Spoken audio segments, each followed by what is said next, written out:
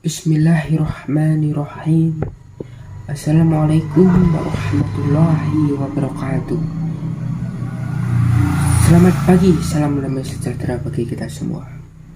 Om Swastiastu, Namo Buddhaya, salam kebajikan. Yang terhormat Bapak Suhartono selaku Kepala Sekolah SMA Negeri 3 Bojo, yang saya hormati Bapak dan Ibu Guru SMA Negeri 3 Bojo, yang saya cintai dan banggakan siswa-siswi SMA Negeri 3 Bojo. Sebagai umat beragama, rasanya tak ada yang lebih baik untuk mengawali acara pada hari ini selain mengucapkan puja dan puji syukur kehadiran Tuhan Yang Maha Esa, Allah Subhanahu wa Ta'ala, yang telah memberikan rahmat, nikmat, serta hidayahnya kepada kita semua berupa kesehatan, sehingga kita dapat hadir di acara ini dengan penuh kebahagiaan dan tentunya dengan sehat. Pada kesempatan kali ini, izinkan saya, jadi Agung Valentino, membahas mengenai topik yaitu meningkatkan rasa empati di dalam masyarakat di era pandemi ini. Saya mengambil topik ini karena beberapa alasan tentunya. Salah satunya adalah karena menurunnya rasa empati di dalam masyarakat belakangan ini. Sebelum membahas materi ini, saya mengucapkan terima kasih kepada semuanya karena telah diberi kesempatan untuk berceramah tentang topik ini pada kesempatan kali ini. Hadirin yang saya hormati, situasi pandemi global pada akhir-akhir ini membuat orang was-was, khawatir, dan cemas, baik secara fisik, psikis, maupun materi. Hal ini membuat orang hanya mementingkan diri sendiri, mementingkan keselamatan dirinya sendiri, dan bagaimana caranya mempertahankan hidup di tengah pandemi ini. Namun, sebagai makhluk sosial tentunya manusia tidak bisa hidup sendiri. Pasti membutuhkan bantuan orang lain. Oleh karena itu, di masa pandemi ini kita harus saling bahu-membahu, membantu dan memberikan dukungan satu sama lain agar kita mampu melewati pandemi ini dengan baik. Hadirin yang saya hormati, bangsa Indonesia terkenal dengan ciri khasnya yaitu gotong royong, di mana di dalamnya terdapat empati, yaitu kemampuan merasakan dan memahami perasaan dan situasi yang dialami oleh orang lain. Daniel Goleman, yang merupakan tokoh pencetus kecerdasan emosional, mengidentifikasikan 3 jenis empati. Yang pertama, empati kognitif. Empati ini berasal dari upaya manusia dalam memahami sudut pandang orang lain. Yang kedua, empati sosial. Empati sosial ini timbul karena kemampuan manusia dalam memahami perasaan orang lain, apa yang dialaminya, apa situasinya.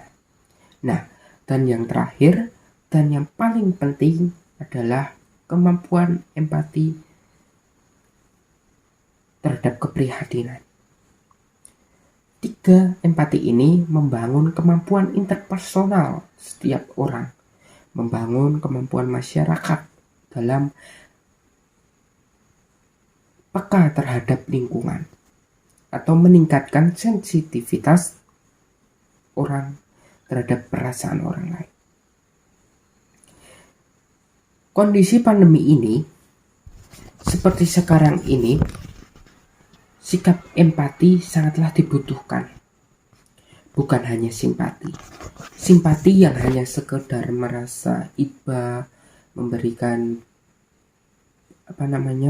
perhatian dan mengungkapkan rasa sedih, itu harus ditindaklanjuti dengan empati. Empati ini berupa tindak lanjut dari rasa iba itu, seperti memberikan bantuan, memberikan uang, memberikan hal-hal yang dirasa bisa membantu seseorang yang sedang mengalami kesulitan atau butuh bantuan.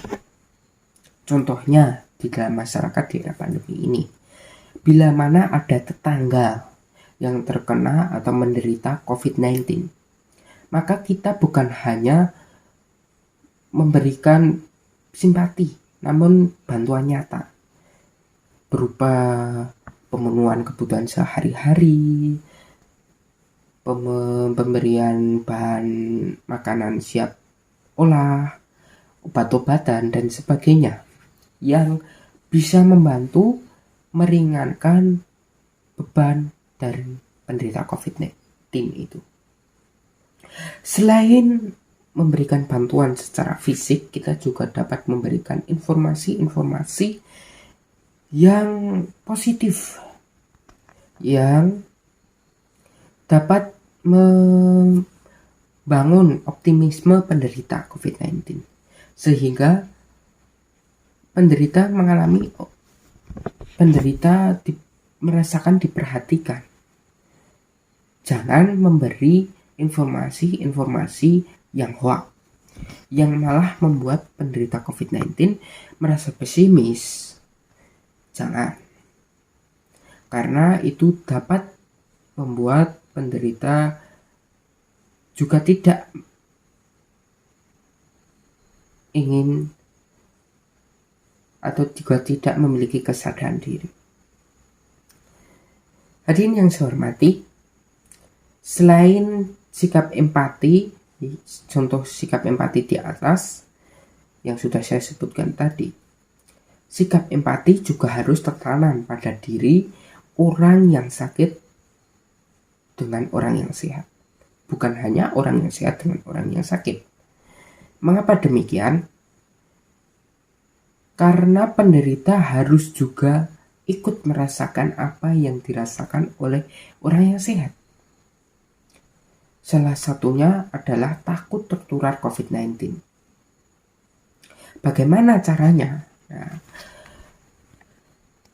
kesadaran diri atau self-awareness, nama gaulnya, itu merupakan salah satu kunci untuk menumbuhkan sikap empati, baik bagi yang sehat ke yang sakit maupun yang sakit ke yang sehat. Apa itu sih self-awareness atau kesadaran diri? Kesadaran diri adalah kemampuan seseorang dalam memahami kesadaran pikiran, perasaan, dan evaluasi diri sehingga dapat mengetahui kekuatan, kelemahan, serta dorongan dan nilai-nilai yang terjadi pada dirinya dan orang lain. Individu dengan self-awareness yang baik bisa membaca situasi sosial, memahami orang lain, dan mengerti harapan orang lain terhadap dirinya, termasuk di dalamnya merefleksi diri. Dari kita memahami orang lain, kita dapat merefleksi diri, mengamati dan menggali pengalaman, termasuk mengendalikan emosi kita. Kesadaran diri untuk memahami diri sendiri atau untuk berubah itu fondasi hampir bagi semua kecerdasan emosional.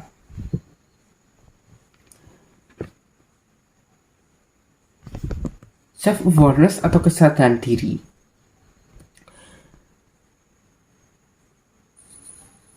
merupakan langkah awal penting untuk memahami diri sendiri dan untuk berubah. Sejak awal pandemi, pemerintah sudah mengedukasi pentingnya menjaga kesehatan diri melalui prinsip 3M. Mencuci tangan, menjaga jarak, dan memakai masker. Bagi yang terkonfirmasi positif perlu ditambah dengan isolasi mandiri atau karantina di rumah singgah. Selain itu, bagi anggota yang terkonfirmasi positif wajib jujur kepada lingkungan dan harap lapor ke RT setempat dan tempat kerja sehingga bisa di tracing siapa saja sih yang melakukan kontak erat dengan anggota keluarga maupun dengan penderita. Nah, semua itu dilakukan dengan tujuan untuk kebaikan dan kemaslahatan bersama. Namun, belakangan ini sangat disayangkan banyak sekali orang yang menderita COVID-19 maupun anggota keluarganya yang kurang memiliki kesadaran diri dan justru cenderung menutup-nutupi kenyataan. Mengapa mereka menutupinya? Karena mereka takut mendapat stigma atau dijauhi oleh lingkungan. Nah, inilah pemahaman yang keliru yang terus berjalan. Inilah yang akhirnya menyebabkan semakin banyak orang yang terkonfirmasi positif tertular COVID-19. Akibatnya apa? Akibatnya sulit untuk memutuskan rantai penyebaran. Hadirin yang saya hormati, seperti yang sudah saya katakan tadi, kurangnya kesadaran diri tersebut membuat mereka tidak memiliki empati dan bersikap acuh tak acuh terhadap lingkungan sekitarnya. Dengan bekerja dan bersosialisasi seperti biasanya, padahal mereka akan sakit. Hal ini tentu saja membuat lingkungan sekitarnya merasa khawatir, merasa tidak nyaman, harus bertemu dengan penderita. Kondisi tersebut tentu saja menimbulkan keresahan bagi lingkungan sekitar. Oleh karena itu, perlu adanya sikap empati di dalam masyarakat. Bukan hanya bagi yang sehat, tapi juga yang penderita COVID sendiri. Dengan tetap patuh kepada protokol kesehatan, yaitu patuh melakukan isoman di rumah dan tidak keluar rumah sekali sampai benar-benar sembuh total, itu merupakan langkah empati yang harus ditanamkan. Selain untuk memutuskan rantai penyebaran, namun juga agar orang lain merasa nyaman terhadap lingkungan sekitar karena tidak merasa was-was. Dengan bersikap empati pula, orang lain pun akan lebih menghargai kejujuran penderita dan akan berempati kepada mereka. Sikap saling empati seperti ini akan membawa dampak positif bagi negeri ini, sehingga kita mampu bertahan di tengah pandemi ini, di dalam situasi yang krisis ini, yang meresahkan ini, dan juga segera mengakhiri pandemi ini. Kita junjung dan lestarikan budaya gotong royong dan tipa seliro dalam bahasa Jawanya ya. Mulailah dari diri kita sendiri membangun rasa empati dan menularkan kepada orang di sekitar kita. Maka niscaya negara kita tercinta ini pun akan menjadi bangsa yang kuat dan sehat. Hadirin yang saya hormati, ingat, ketika kita menunjukkan empati yang besar terhadap orang lain, energi negatif mereka menurun digantikan dengan energi yang positif. Saya berharap kepada para hadirin untuk dapat menanamkan dan membangun sikap atau rasa empati di dalam diri sendiri. Karena karena kalau bukan kita yang membangun rasa empati, siapa yang akan membangun? Tanamkan mulai dari diri kita dan tularkan kepada yang lain. Itulah kita, rakyat Indonesia yang berpancasila, yang berbineka tunggal ika, yang bergotong royong, dan yang saling tepo seliro. Akhir kata saya ucapkan terima kasih kepada semuanya karena telah memberikan saya kesempatan untuk ceramah pada pagi hari ini. Semoga ceramah saya bermanfaat bagi kita semua. Selain itu, saya juga meminta maaf kepada para hadirin bila mana ada ucapan kata yang keliru, yang salah, yang kurang lugas, kurang tegas, atau bagaimanapun. Saya meminta maaf yang sebesar-besarnya.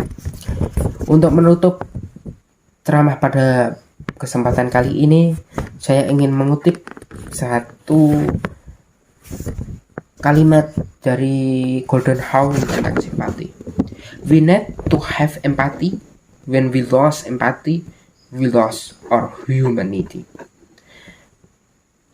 Kita tanamkan empati karena ketika kita tidak menanamkan empati, kita kehilangan kemanusiaan kita sebagai manusia. Wassalamualaikum warahmatullahi wabarakatuh. Santai-santai, Namo Buddhaya, salam kebajikan. Terima kasih.